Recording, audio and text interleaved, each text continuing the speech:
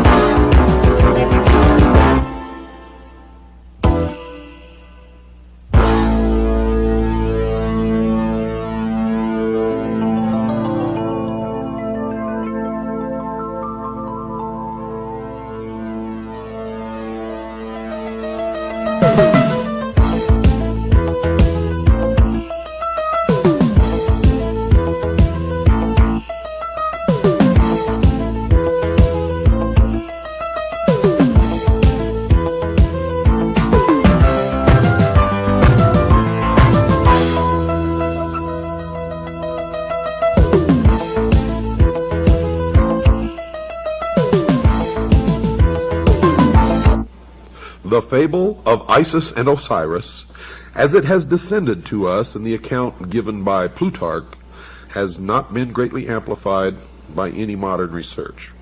The Egyptian fragments, which have been translated in recent years, offer no complete account of the birth, life, death, and resurrection of Osiris, nor has any new key been found to unlock this great drama, which may well be termed the Passion Play of Egypt.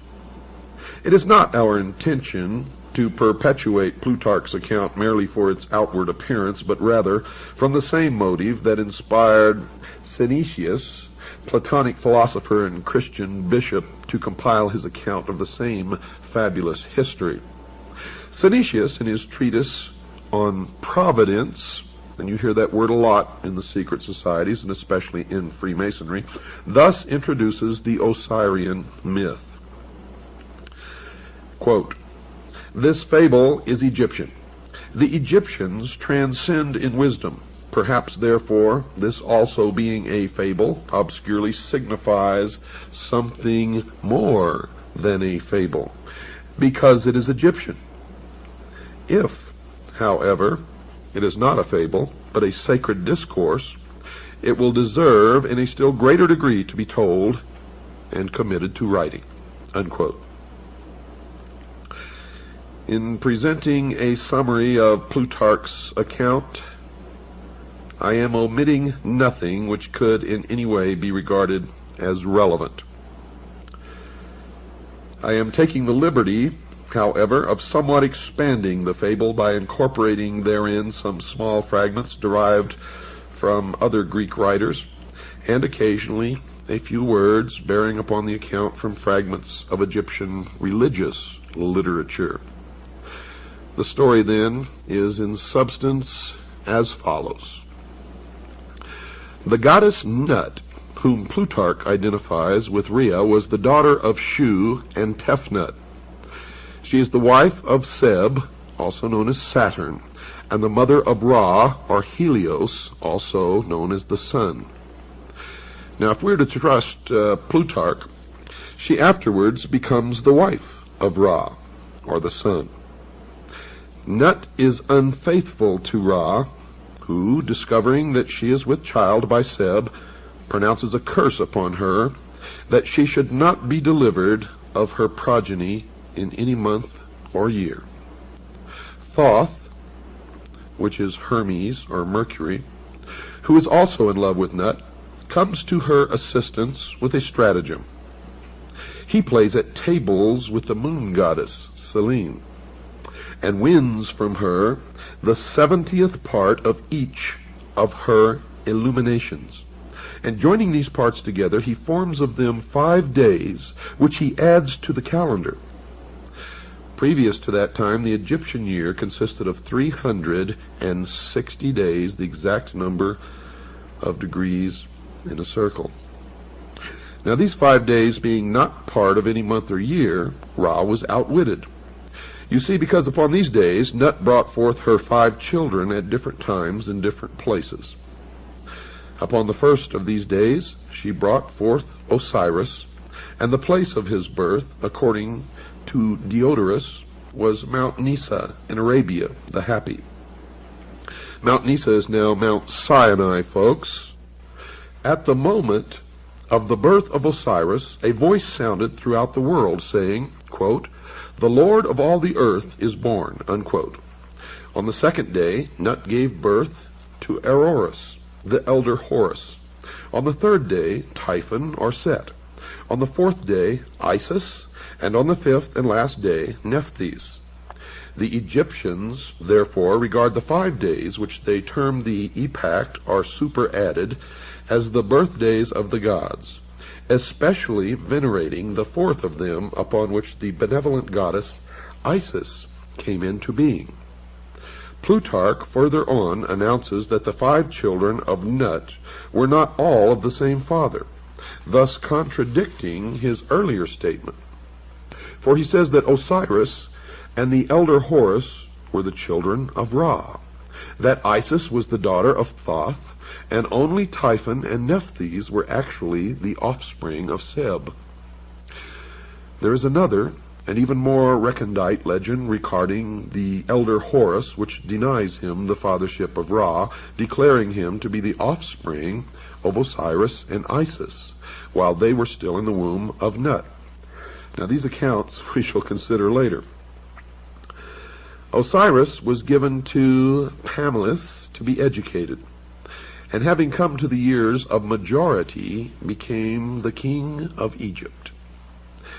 In this high capacity, Osiris applied himself to the civilizing of his nation, turning the Egyptians from their previously indigent and barbarous course of life to a happy and community existence.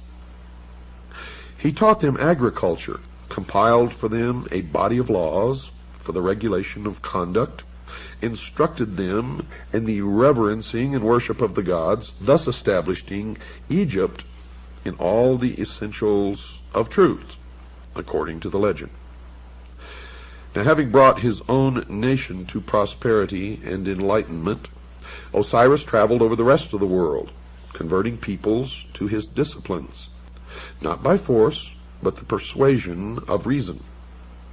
Osiris was accompanied on this journey by a procession of nymphs and other superphysical beings who filled the air with music and song.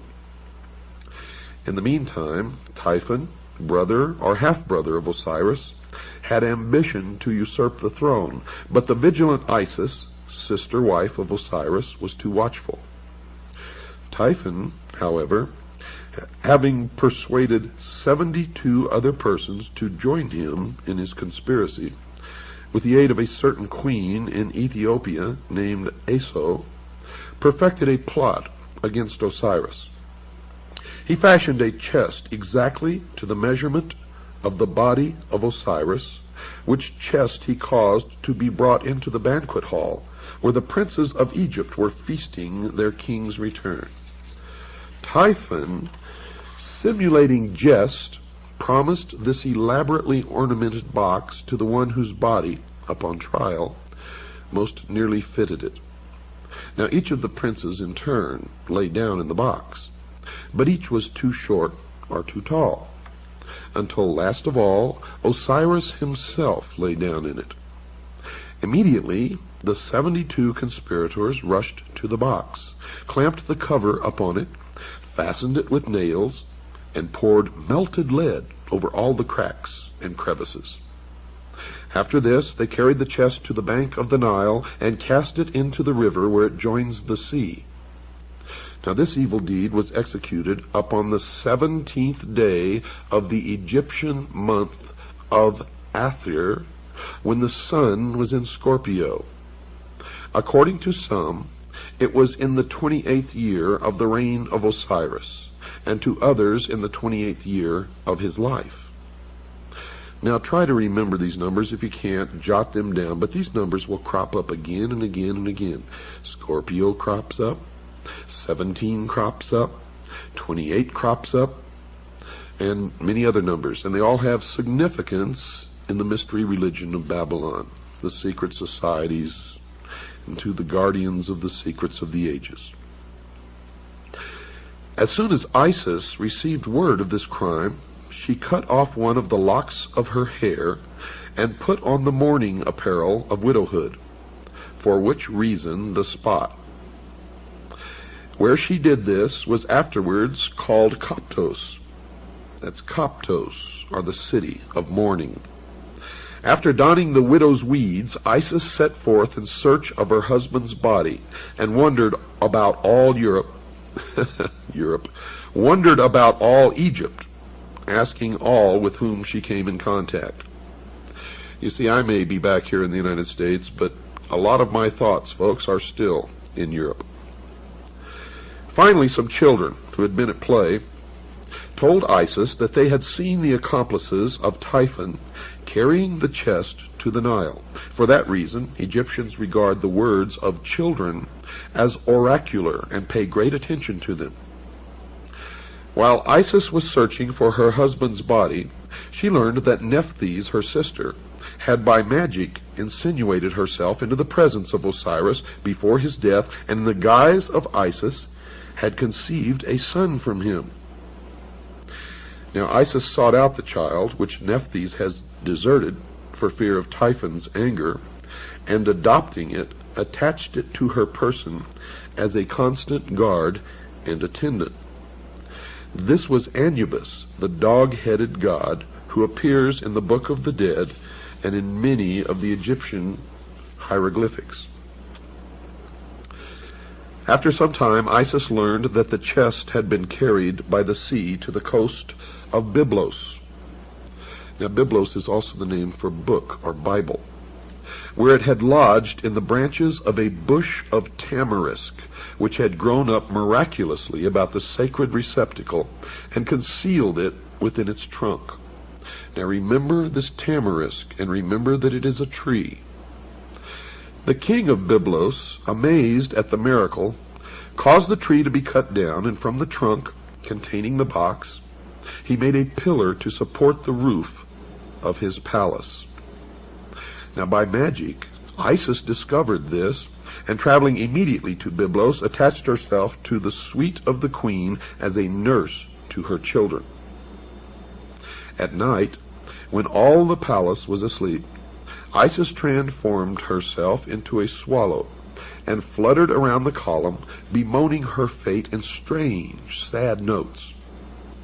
In due time, Isis revealed her divine nature and asked that the pillar be cut down.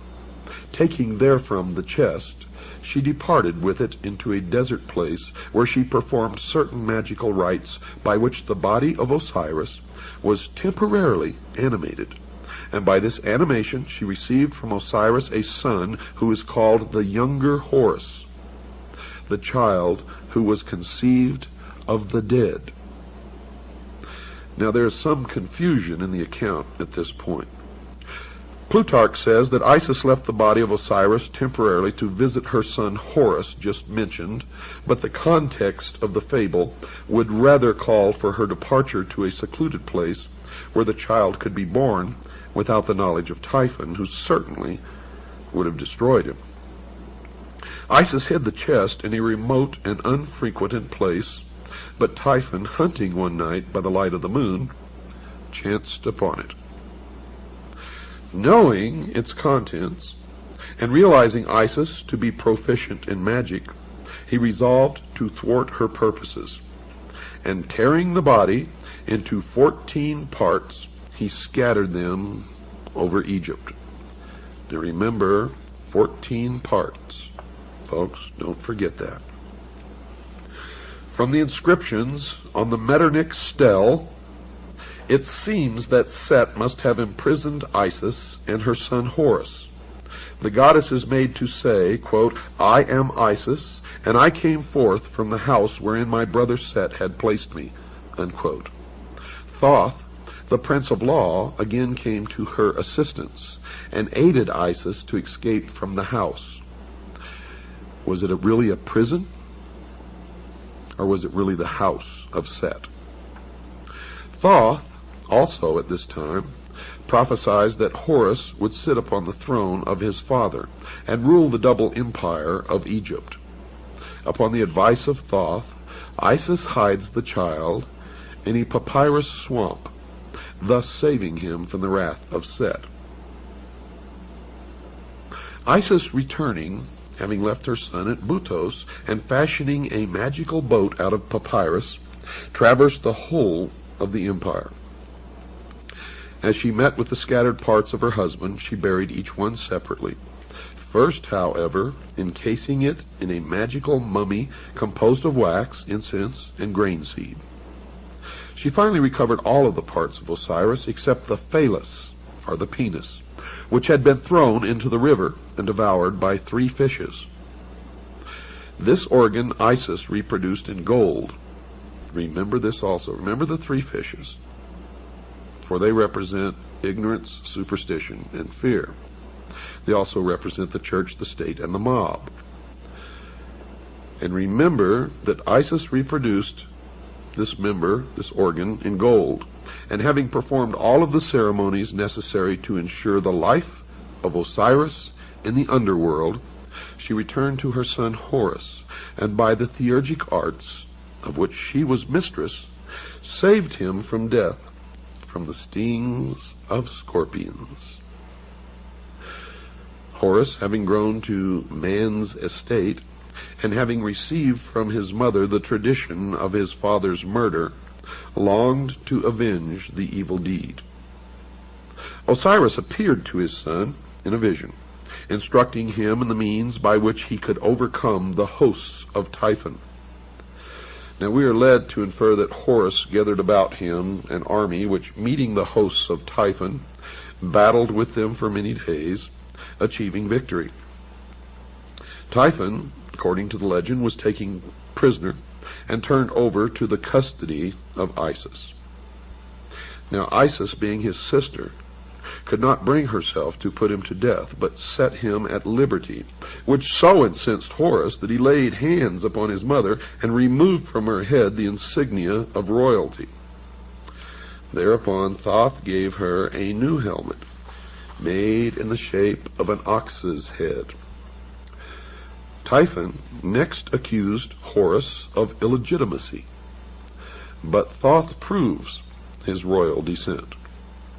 Typhon again goes into battle against Horus. In fact, 2 battles are mentioned, in both of which Typhon is worsted.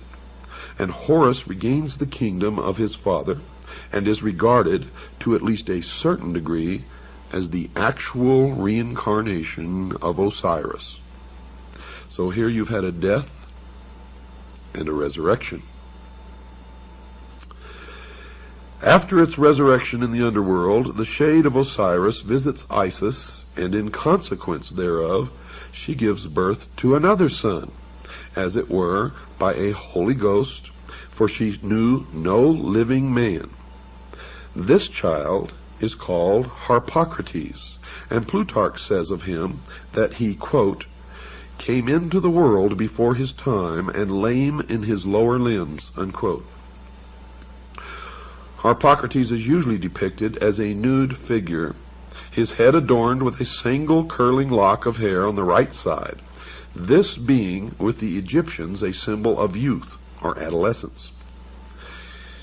He is sometimes depicted with an elaborate plumed headdress or wearing the double crown of the northern and southern empires.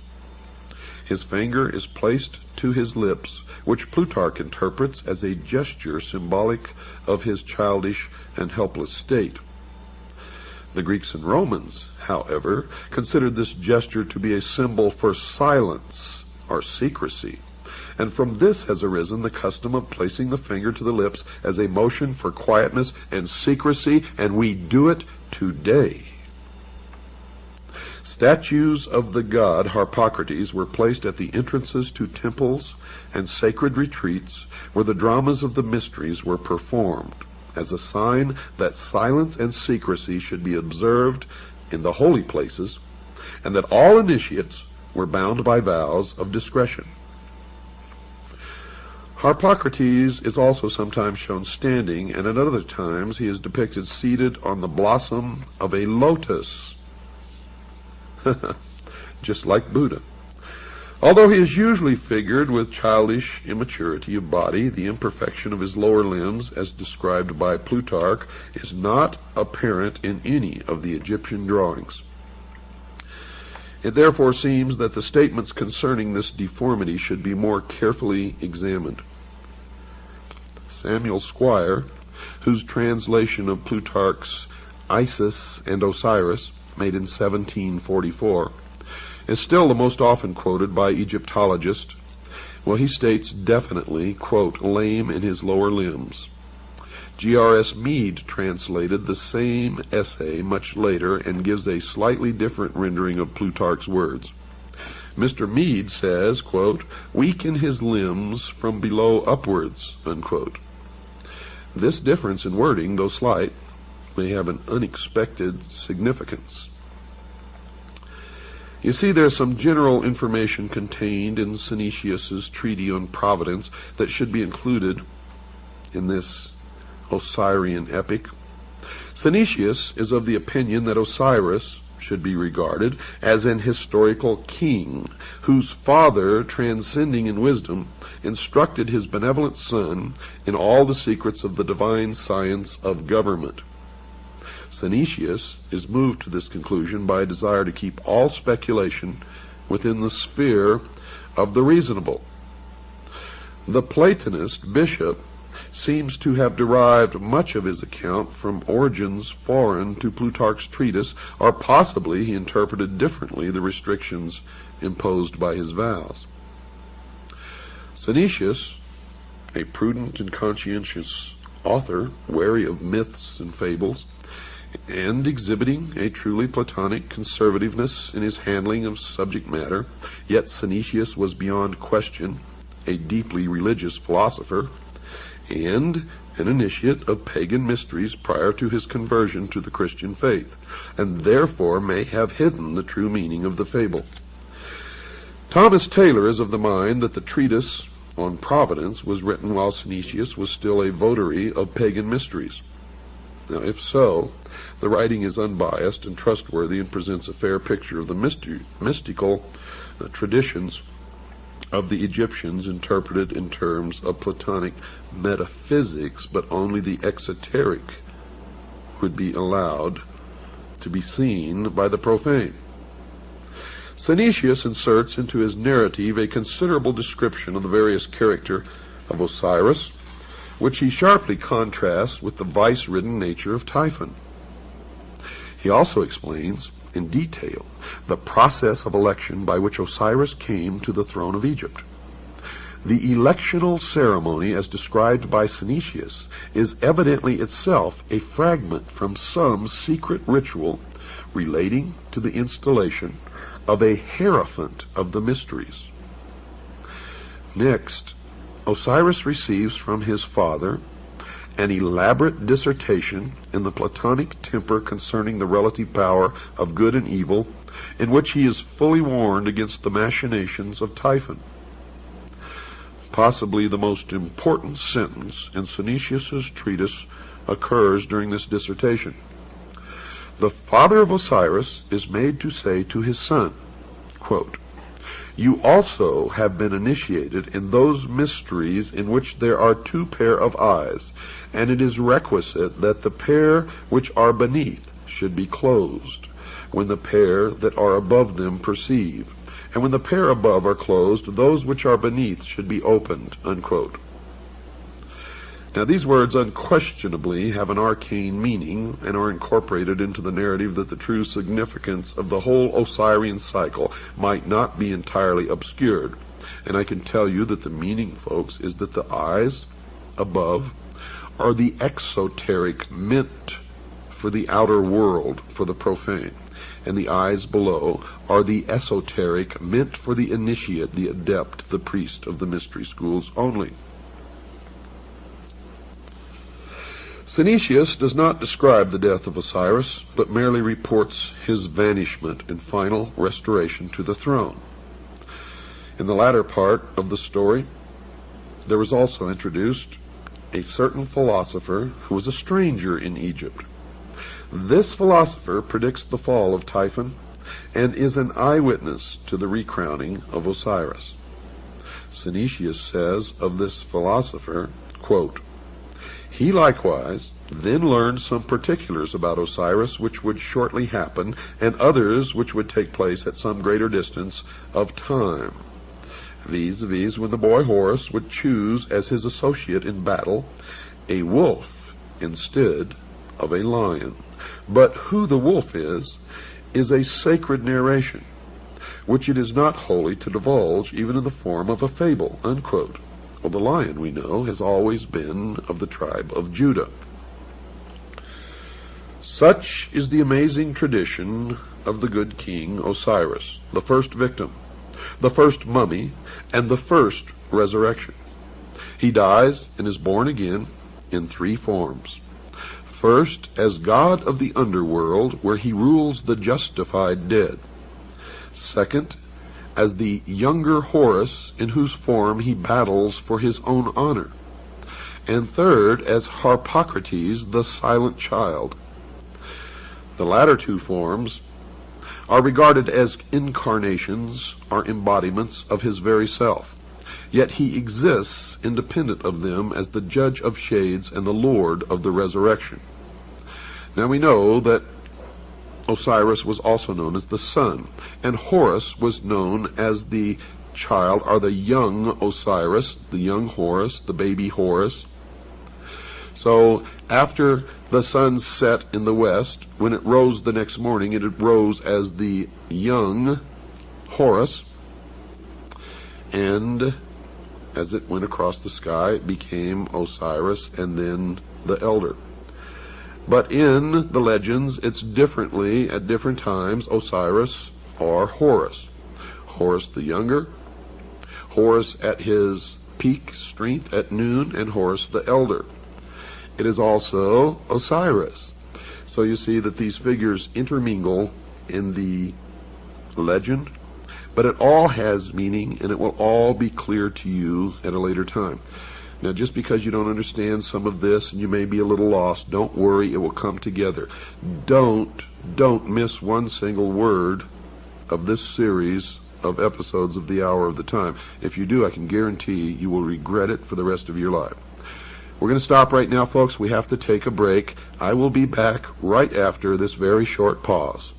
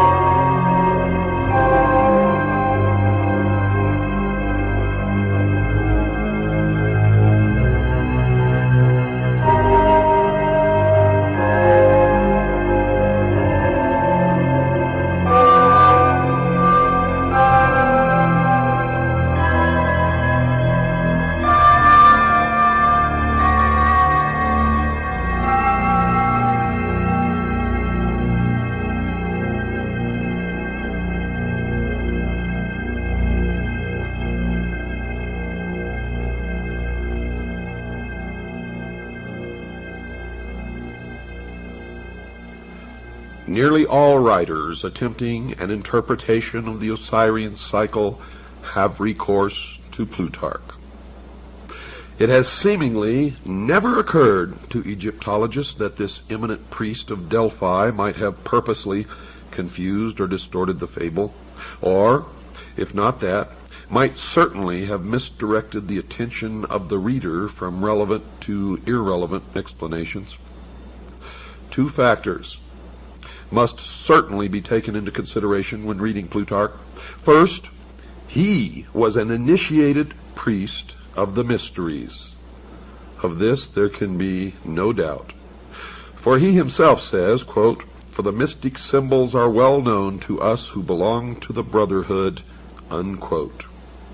And in those days it was known as the Brotherhood of the Snake, and those who possessed the knowledge of the secrets of the ages wore the symbol of the snake on their headdress. And in the Egyptian hieroglyphics, you can see the members of the mystery religion of Babylon in the hieroglyphics as they wore the snake on the front of their forehead. It should be evident to everybody that as an initiate, Plutarch would not have unveiled the secret meaning of the Osirian myth, and I found that to be absolutely true. No man of his priestly station or philosophic mind who so greatly venerated the gods as to attach himself to their service would have been guilty of the impiety of profaning their mysteries, and he would not have violated his oath of secrecy. Furthermore, had his treatise actually exposed any of the secrets of the rites, he would most probably have perished miserably, or at least been publicly disgraced. These evils not descending upon him, we must suppose that his book was regarded as harmless and for our purpose, therefore, at least not directly informative. The second factor which gravitates against the likelihood of Plutarch's interpretations being correct is the condition of Egyptian metaphysics in the 1st century after Christ. If, as Budge maintains, the Egyptians themselves were unaware of the meaning of the word Osiris long prior to the Christian era, into what decay had the old rites fallen even prior to the Ptolemaic period? Now, Pluto based his accounts upon popular traditions. They were most certainly inaccurate, and it is not impossible that even the priests themselves were for the most part ignorant of the origins of their doctrine. It should not be inferred, folks, from the general literature available concerning this Osirian cycle and the mysteries, that all of the priests were themselves initiates of a high order. Only a small part of them ever actually received the greater secrets of their order. For the rest, rite and ritual suffered. And it's the same today.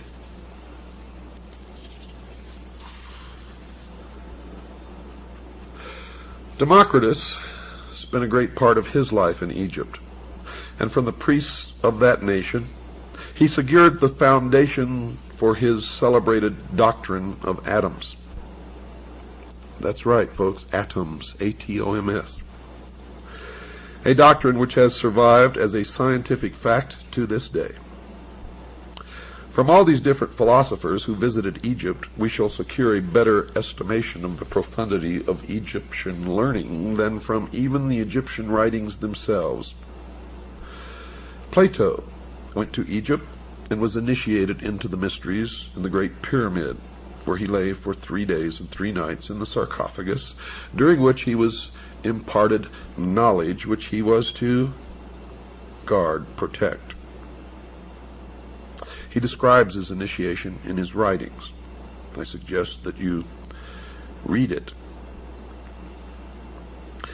If we can assume the pragmatic viewpoint that the substance of matter is to be determined from its consequences, then we must indeed highly reverence the wisdom of the Egyptians, For it seems that first among the consequences of that wisdom is civilization itself. That cannot be doubted. Civilization is no fable, nor is it a progeny of myths, but that which is real and substantial. And it bears witness to a profound and superior wisdom, which must have existed over a great period of time, and have been communicated to at least a privileged few since the very beginning of man's cultural impulse. Now we can also take the example of Pythagoras, the great philosopher. While a youth, if we may credit Iamblichus, associated himself with Thales of Miletus, from whom he gained a considerable knowledge of the mysteries. Thales, being at that time of great age and infirm body, apologized for his incomplete understanding of the sacred doctrines, and urged Pythagoras to visit Egypt, the motherland of wisdom, as it was called in those days. Iamblichus wrote that Thales confessed that his own reputation for wisdom was derived from the instruction of these priests, but that he was neither naturally nor by exercise endued with those excellent prerogatives which were so visibly displayed in the person of Pythagoras. Thales therefore gladly announced to Pythagoras, from all these circumstances, that he would become the wisest and most divine of all men if he associated with these Egyptian priests. Iamblichus then describes the journey which Pythagoras made to Egypt, how en route he was initiated into the mysteries of several nations, and at last, arriving at his destination, was received by the Egyptian priests with respect and affection. He associated with the Egyptian philosophers for some time, and after demonstrating by his sincerity and consecration that he was worthy to associate with the initiated, he was at last admitted into the secrets of their orders. Quote, "He spent, therefore," observes Iamblichus, 22 years in Egypt, and the adyta of temples, astronomizing and geometrizing, and was initiated, not in a superficial or casual manner, in all the mysteries of the gods. Pythagoras must be acknowledged among the first of those divine men to whom the race is indebted for the principles of science, art, and philosophy. And are we to presume that so noble an intellect could have spent 22 years pursuing fabulous shadows in Egyptian crypts? If, as some have asserted, Osiris signified merely the Nile, and Isis the black earth rendered fertile by its inundation, could such a fable have so greatly stimulated the admiration of Pythagoras that he would have spent a score of years in the assimilation of the idea? I don't think so. Or again, would he have spent this great length of time, the very best years of his life, in memorizing the myth-encrusted history of an ancient king who at some remote period had reigned in Egypt, and whose memory seemed sufficient to inspire a vast civilization for some 6,000 years? By the way, that's the exact number of years in the calendar of the Mystery School and of the Freemasons. Or would he approach the matter from another of these explanations? Would Pythagoras have pounded himself for a score of years against the walls of Memphis and find himself fully rewarded by being informed with bated breath by some archimagus that Isis is the dog star? I think not.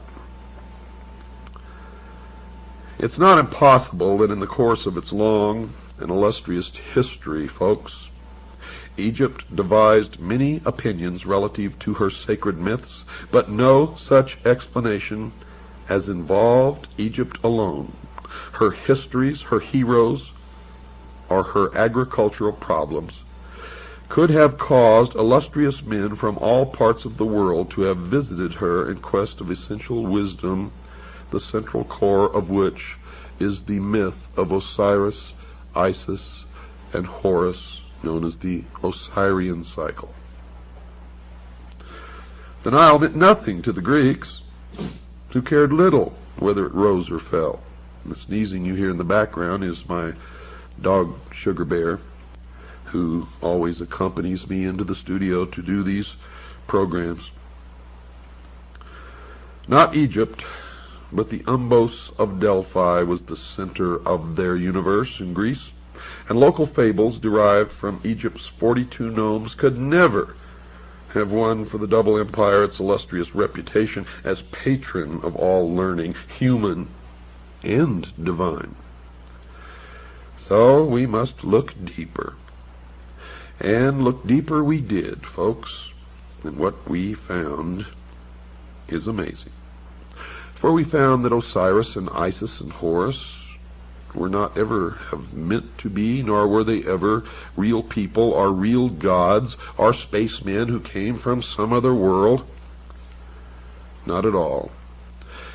As we have found in our research, and as I have found in my over 20-some-odd years of research into the mystery schools, they are like all the other symbols of the mystery religion.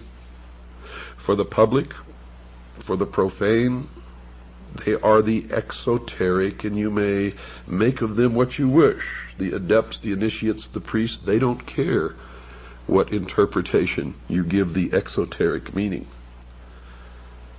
And the esoteric is so entirely different from what you may suspect that the answer will surprise you. You see, we cannot be deceived by the obvious, and you can never be deceived by the obvious, or even consider the obvious when looking at any of the mystery religions or the secret doctrine. And we cannot allow ourselves to be misdirected by the evident subterfuges, the deceptions of these ancient priests, who so carefully concealed their arcana from the uninitiated world that we, at this late time, may even doubt its existence. Yet now, today, it is thriving to the point that it controls all levels of our society, military, and government. The ignorant, the sheeple, even among the Egyptians, might derive their inspiration from the processionals and rituals of the state religion, but that's just for the sheeple. For those great philosophers who came from afar were in search of the highest form of human knowledge, the ancient arts, the secrets of the ages, and could not be satisfied by such outer show. Had these fables been but hollow and unsubstantial forms, Egypt would have been the ridicule of the wise, who would speedily have exposed her sham and reduced her vain pretense to a humble state. But this did not occur. You see, the initiates of her mysteries, returning to their own countries, not only felt themselves more than repaid for their hazardous journeys and long vigils, but furthermore, they became founders of distinguished systems of thinking, disseminators of useful knowledge, and in all cases bore witness to a broad and deep learning, and they always took with them a plan for the unfoldment of a world utopian government, which plan still exists today and is still being carried out in secret as the completion of the great work. Diodorus describes two famous columns erected near Nyssa in Arabia, one to Isis and the other to Osiris. Now remember, Osiris and Isis never lived, they were not real people, and they were never gods. They are symbols for something much deeper. So when you listen to the interpretation of the inscriptions on the columns, remember that. The column to Isis bears this inscription, quote, "I am Isis, queen of this country. I was instructed by Mercury. No one can destroy the laws which I have established. I am the eldest daughter of Saturn, the most ancient of gods. I am the wife and sister of Osiris the king. I first made known to mortals the use of wheat. I am the mother of Horus the king. In my honor was the city of Bubastis built. Rejoice, O Egypt, rejoice, land that gave me birth, unquote. The column to Osiris bore these words, quote, I am Osiris the king, who led my armies into all parts of the world, to the most thickly inhabited countries of India, the north, the Danube, and the ocean. I am the eldest son of Saturn. I was born of a brilliant and magnificent egg, and my substance is of the same nature as that which composes light. There is no place in the universe where I have not appeared, to bestow my benefits and make known my discoveries, unquote. And the rest of the inscription, of course, was destroyed. Now, while the inscription on the pillar, or the obelisk in honor of Isis, may be veiled, the inscription on the obelisk dedicated to Osiris is certainly not. He was born of a brilliant and magnificent egg, and his substance is of the same nature of that which composes light. There is no place in the universe where I have not appeared. Osiris, of course, was the sun. In examining Plutarch's treatise, the introductory remarks appear of special significance. Yet, folks, these remarks are wholly ignored by Egyptologists who are content to confine themselves entirely to the fable which constitutes the larger part of the writing. If Plutarch, by any word or symbol, reveals even a small part of the sacred mystery, it is to be found in the following words, quote, For Isis, according to the Greek interpretation of the word, signifies knowledge, as does the name of her professed adversary, Typhon, signify insolence and pride. A name, therefore, extremely well adapted to one who, full of ignorance and error, tears in pieces and conceals that holy doctrine which the goddess collects, compiles, and delivers to those who aspire after the most perfect participation of the divine nature. Now, if you have a keen intellect, you can all decipher everything else that I'm going to tell you on this program and probably the next one in that short paragraph. And I'll let you ponder that as I continue. Osiris, the black god of the Nile, must be regarded as the personification of an order of learning, for Plutarch identifies him beyond question with the holy doctrine or the mystery tradition. Now remember, I told you Osiris is the symbol of the sun, but the sun was the symbol of the power of the all-encompassing God of the universe. And later you're going to learn that the light, or the sun, represents something even deeper. It represents, dear listeners, primordial knowing, the gift of intellect. And where people can read these myths and think that these people really worship the sun or some god somewhere, they are mistaken. For the true object of their worship is the intellect. And through the use of that intellect, they believe that man will become God. As Thoth personifies the whole sphere of knowledge, and it was through his assistance that Osiris came into being, so Osiris embodies the secret and sacred wisdom reserved for those who were proficients in the ancient rites. Unquestionably, Osiris was later confused with other members of that vast pantheon of divinities which developed in the decadent period of Egyptian religious culture.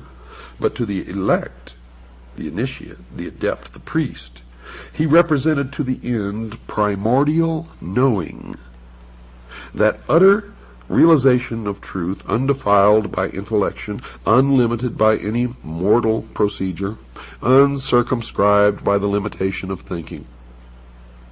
You see, he signified not only that divine at-one-ment with the absolute, which is the end of all illumination, but by his life, death, and resurrection revealed the means by which mortal consciousness could achieve that end. Now remember, at one-ment. Thus Osiris becomes a dual symbol, being in the first place the esoteric wisdom. Esoteric, folks, means hidden. So he represented in the first place the esoteric wisdom itself, and in the second place the composite order of initiates through whom that tradition was perpetuated. And now we begin to strip the veil from the mysteries. The personality of Osiris thus typifies the institution erected by the ancients to perpetuate the deathless truths of the soul. The living head was crowned with the plumes of wisdom and power. The hands bore the scepters of the three worlds, but the body was bound with the mummy wrappings of the dead. Here we find spirit, the living head, bound incongruously to matter, the mummified body. The soul was imprisoned in the narrow bonds of flesh. And one thing, through my research, is certain. Osiris represented the secret doctrine prior to that time when the omnific word, or the lost word, of Freemasonry was lost. Osiris is the first of the 5 children of Nut. And here you begin to part some more veils behind which the mystery resides. He therefore corresponds with the first of the 5 divine kings of China and the 5 exoterically known Dhyana Buddhas of Lamaism. The 5 children of Nut are the 5 continents which have appeared upon the earth and the 5 races which have populated these continents. Osiris is the primitive revelation of the first race. But as Isis was born upon the 4th day, we find this tradition coming into Egypt through the Atlantean mystery school of which Isis is the symbol, and you will find at the base of all of these things Atlantis.